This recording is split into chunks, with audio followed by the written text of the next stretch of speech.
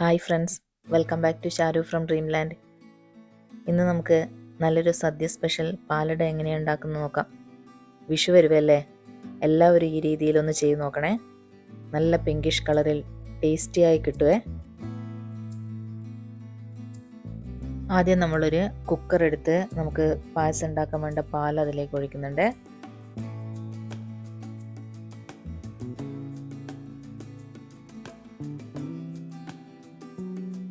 ഇനി അതിലേക്ക് ഒരു ഗ്ലാസ് വെള്ളം കൂടെ ചേർക്കുക.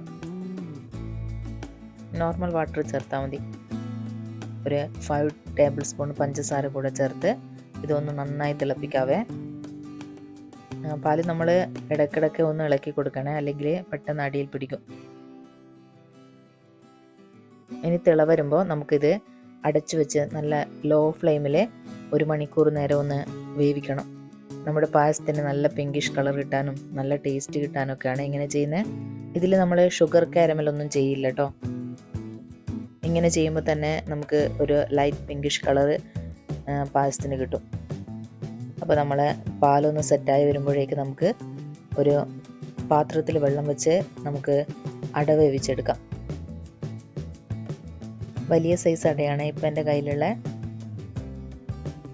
നിങ്ങൾക്ക് ഏതാ ഇഷ്ടമെന്ന് വിചാരിച്ചാൽ അതിനനുസരിച്ച് ഉപയോഗിക്കാവേ. ചെറിയ അടയോ അല്ലെങ്കിൽ വലിയ അടയോ ഏതായാലും കുഴപ്പമില്ല.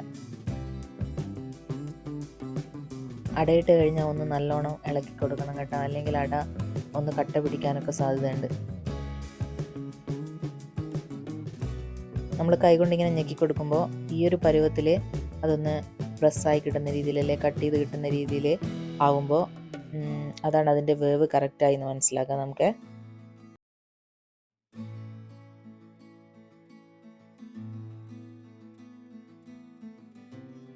ഇനി ഇത് അരിപ്പയിലേക്ക് മാറ്റി അതിന് മുകളിലേക്ക് നോർമൽ വാട്ടർ ഒഴിച്ചു കൊടുക്കണം കേട്ടോ.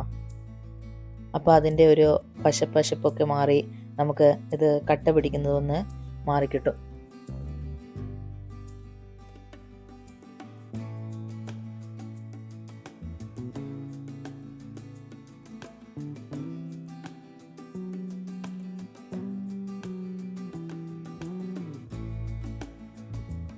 ഇനി നമുക്കൊരു പാത്രത്തിൽ 1 സ്പൂണ് നെയ്യ് ഒഴിച്ച് ഈ പാലട ഒന്ന് വഴറ്റിയെടുക്കണം. ഒരു 10 മിനിറ്റ് നന്നായി ഒന്ന് വഴറ്റി കൊടുക്കണേ.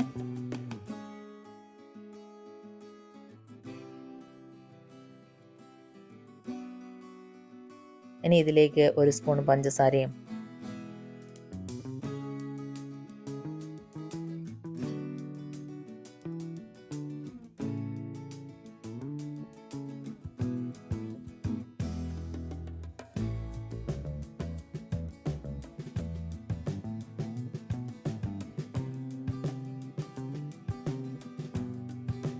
എനിക്കെപ്പോഴും തോന്നാറ് ഈ പായസത്തിൽ ഒരു നുള്ളു ഉപ്പിട്ടില്ലെങ്കിൽ എന്തോ ഒരു കുറവ് പോലെ ഫീൽ ചെയ്യും കേട്ടോ ടേസ്റ്റിൽ. ഒരു നുള്ളു ഉപ്പും ആ പാലടയ്ക്ക് നല്ല മധുരമൊക്കെ പിടിക്കാൻ വേണ്ടിയാണ്. ഈ ഉപ്പ് കൂടാൻ പാടില്ല കേട്ടോ, ഷുഗർ ഒന്ന് ബാലൻസ് ആവാൻ വേണ്ടി മാത്രം ഒരു നുള്ള്. ഇനി നമുക്ക് പാലെടുത്ത് ഇതിലേക്ക് ഒഴിക്കാം കേട്ടോ. ഇനി പാലും അടയും കൂടെ ഒന്ന് നന്നായി യോജിച്ച് വരണം. അതിനിത് കുറച്ച് സമയം ഒന്ന് മീഡിയം ഫ്ലെയിമിൽ ഒന്ന് വേവിക്കാം. ഇപ്പോൾ കുറച്ച് സമയം ഒന്ന് മീഡിയം ഫ്ലെയിമിൽ വെക്കുമ്പോഴേക്ക് അത് കുറച്ചുകൂടെ ഒന്ന് കുറുകി ഒന്ന് സെറ്റായി കിട്ടും.